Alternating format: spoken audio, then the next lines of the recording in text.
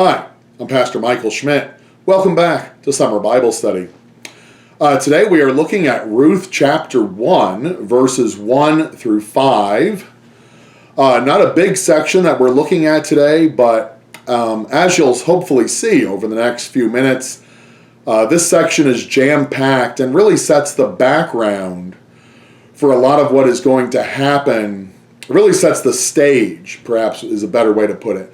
It sets the stage for what is going to happen. Why do we have these two women starting in verse 6, where do these two women come from? How did they get to Moab? What are they doing back in Bethlehem? This really sets the stage, kind of the tragedy before the redemption that occurs later in the book. All right, so verse 1, in the days when the judges ruled, there was a famine in the land, and a man of Bethlehem in Judah went to sojourn in the country of Moab, he and his wife and his two sons. So again, we said that this occurs during the time of the judges, kind of in Judges chapter 6. The Philistines are coming up and they are wreaking havoc in Israel, and they are causing a famine, and that they are coming in, they're eating all the crops and produce of the land, any cattle, eating it and feeding the army, leaving the locals hungry. So that's kind of the historical famine. Of course, Bethlehem was not immune from famines in and of itself. Of course, we know that when it doesn't rain, crops don't grow. Bethlehem certainly gets rain, but its geographical position, it's kind of a little lower in the valley, does make it a little less likely to get some of those rains. Whereas a place like Moab, where Elimelech and Naomi and those two sons will travel, is going to be at a higher elevation, and they're going to get a little more rain than those who are at a lower elevation.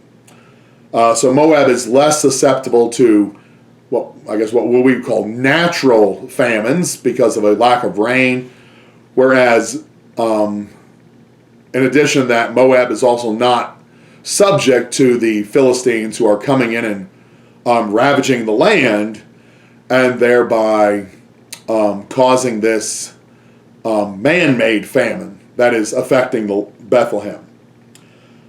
So they do go from Bethlehem in Judah, as opposed there's another Bethlehem in another part of the land. So this does distinguish Bethlehem of Judah, which of course lends credence to David. He is from Bethlehem of Judah, and this is a nice little arrow pointing us to Luke chapter 2, that in those days Caesar Augustus issued a decree that the whole land should be taxed, that a census should be taken of the whole land for tax purposes, and Joseph goes up from Nazareth to Bethlehem of Judah. So this is the same town that he's going to. And we're kind of introduced here, you notice in verse 1, it's just a man and his wife and two sons, kind of random people.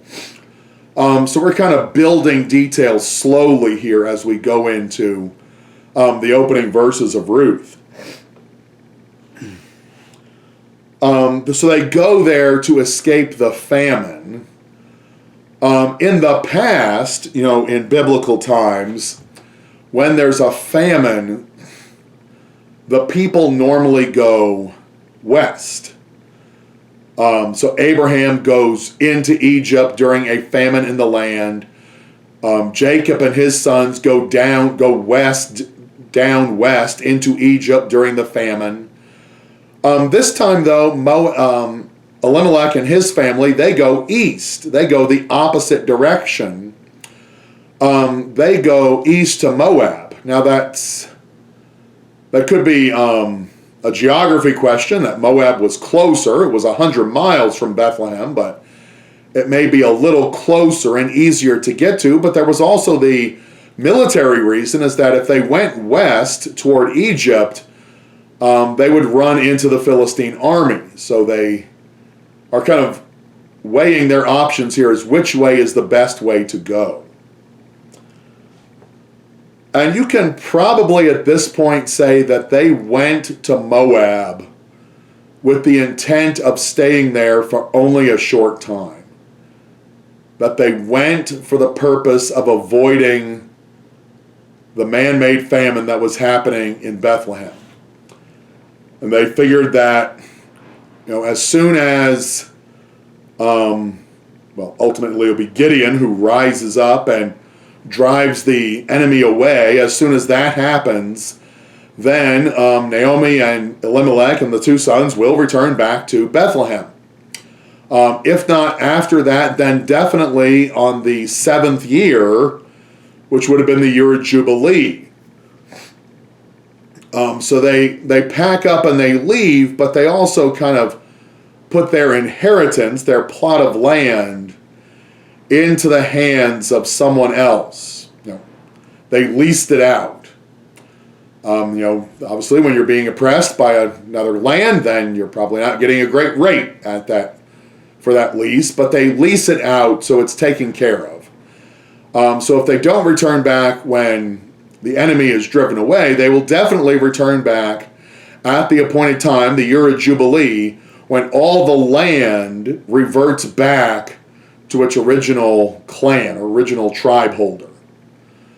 So that is their intention, at least. We can assume in verse 1 that they go having exhausted all other options and with the intent that this is not going to be a long sojourn. This will not be Jacob and his family going down into Egypt and then not leaving for a couple hundred years after when Moses leads them out. That this will be a much shorter sojourn. Verse 2, the name of the man was Elimelech, the name of his wife was Naomi. The name of his two sons were Mahon and Chilion. They were Ephrathites from Bethlehem and Judah. They went into the country of Moab and remained there.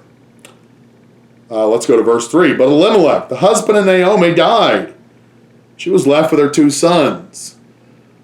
So this is I guess you could call this the second tragedy of Ruth chapter 1, verses 1 through 5. Is that tragedy number 1 was the famine, which forced them to leave home.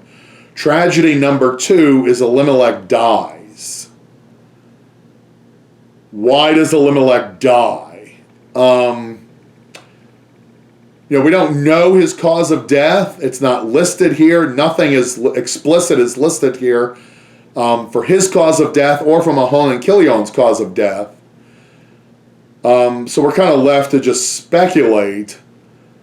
One speculation obviously, he could have died of natural causes. He could have been murdered.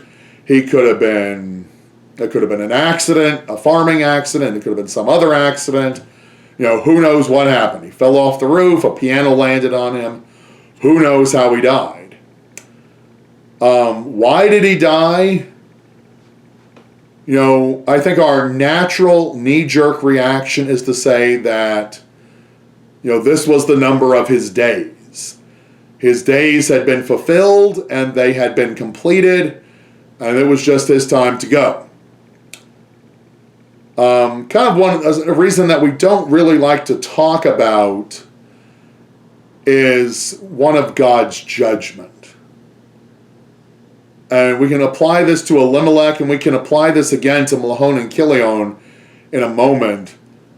But it's maybe they were staying too long. In verse 4, which we'll read in a second, it says that they're there 10 years. They're kind of in Moab 10 years. And as we discussed last week, the whole book of Ruth spans about 11 years. So 10 years is occurring in the first 4 verses. What we know from Judges 6 is that the oppression of the Philistines in the land was only 7 years. So is it possible Elimelech stayed too long? that he should have packed up and gone back sooner. Again, we don't like to talk about these things, but this is the judgment of God, is that, he didn't really intend for his people to just sort of move around. They were supposed to stay in the promised land. That's what they were promised. And that's what they were told. Stay here, I'll provide for you. Now, in his defense, Elimelech did not have a lot of good options. What was he supposed to do? Could he have stayed in Bethlehem and suffered it out? Sure, but as the head of the household, he's also charged to protect and watch over his family. And the best thing to do for his family is to move to Moab, at least for a brief period of time. So we can make this argument a couple of ways, but ultimately we don't know. Ultimately it's not important why he dies. What matters is Naomi and Ruth going back to Bethlehem and then encountering Boaz and the events that transpire from there. But if we speculate a little, we do have to take into account one reason why Elimelech dies. He stayed too long in the land of Moab. The longer you assimilate into a culture, the harder it is to leave that culture.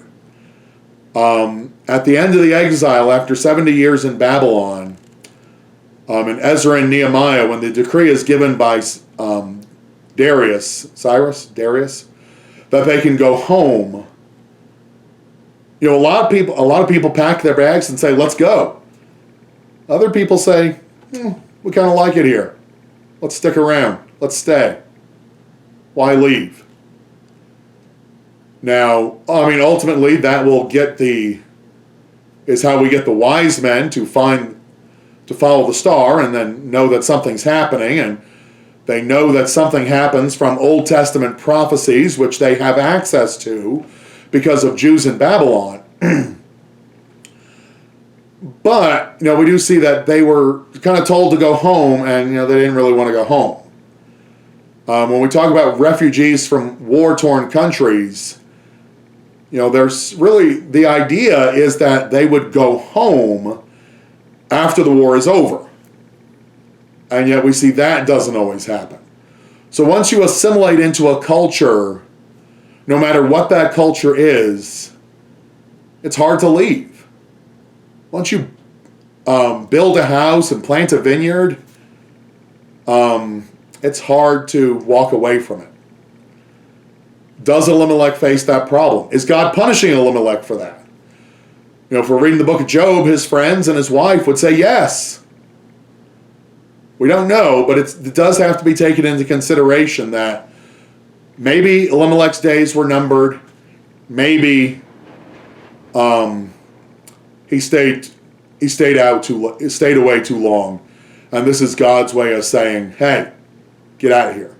Go back to Israel."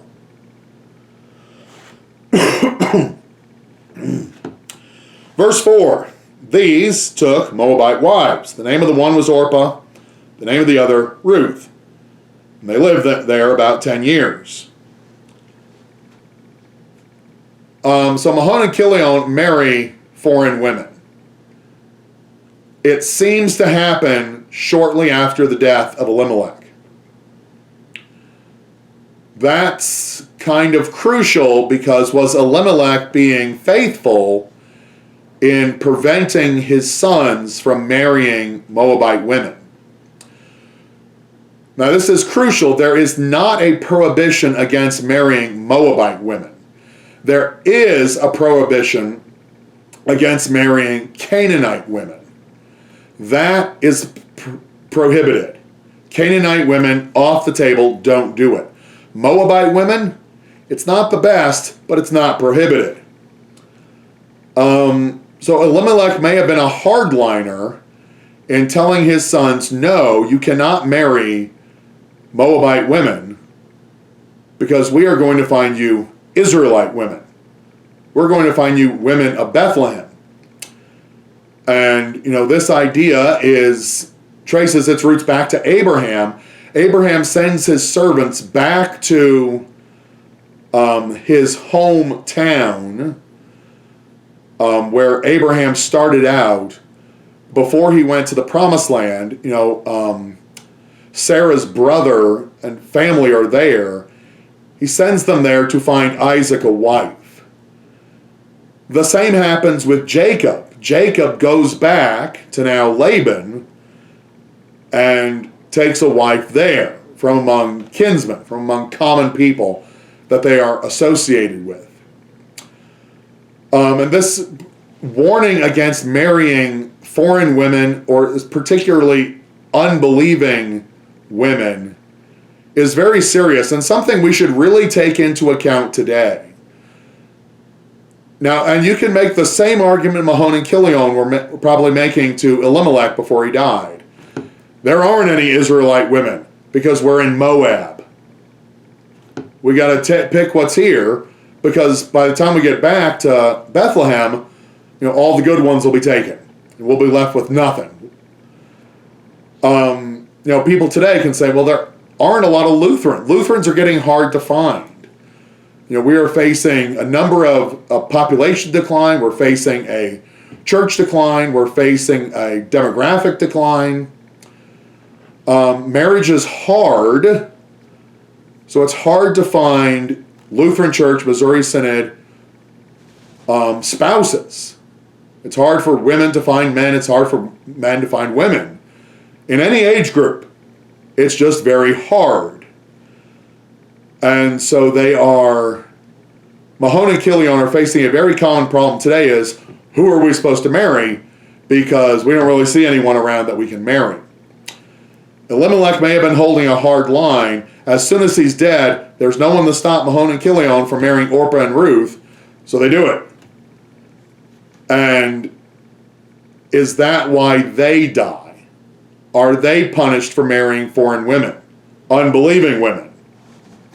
We know they're unbelieving women because later in Ruth chapter 1, they both reference that they have other gods. Naomi says, you have other gods. Go back to them. So this is an interesting discussion point here is, how do we take this? What do we do today? What were Mahlon and Chilion supposed to do? Wait, pray that the Lord would provide a good and faithful wife? That's definitely on the table. And if they marry foreign women in a foreign land, the odds are good that they will end up worshiping foreign gods. Because that's what happens to Solomon. That's what happens to the Israelites once we get into the divided kingdom especially. Solomon marries foreign women who pull at his heart and encourage him, implore him, and he acquiesces, he gives in, and he builds altars to their gods. And I believe 1 Kings even tells us that Solomon makes sacrifices at those altars to foreign gods with his wives. So there is a very, very, very big concern here about marriage. Who are you marrying? Who do you want to marry? What is the worldview of that person you are marrying? What is their faith foundation? Is it built on secular ideas, or is it built on the Word of God? Is it built on things of this world, or is it built on things of the world to come? What is their perspective? What are they looking for? So this is a very key aspect here that Ruth brings out, is this aspect of, now the whole point of Ruth is that, Boaz marries Ruth. Ruth is a foreign woman, as we discussed. David has a foreign wife. This is kind of the defense for David doing that. And that this is kind of it all works out in the end. But it's important to note that Mahlon and Chilion die here. Maybe their days were numbered. Maybe God was punishing them for marrying foreign women. It's definitely on the table. Maybe we can't say it definitively, but it's on the table. And then verse 5, both Mahlon and Chilion died, so the woman was left without her 2 sons and her husband. So Naomi came into Bethlehem, left Bethlehem and came into Moab full. She had a husband, she had 2 sons. If her husband died, the 2 sons would definitely provide for her. By law, they would have to provide for her. But now she is empty. She has no husband, she has no sons. And they probably aren't long marriages that Mahlon and Chilion have with Orpah and Ruth. We are probably looking at, maybe not even a year. They're in Moab 10 years. So you assume Elimelech maybe dies in year 8. Maybe they get married in year 9. Maybe by year 10, everybody's dead. But it kind of has to be short marriages, because it would be very weird, very unusual for 2 young men to marry 2 equally young women and nobody has any kids. In fact, that may have been kind of what we're kind of waiting on here, is that between verse 5 and verse 6, they're kind of waiting on Ruth and Orpah to see, are either of them pregnant?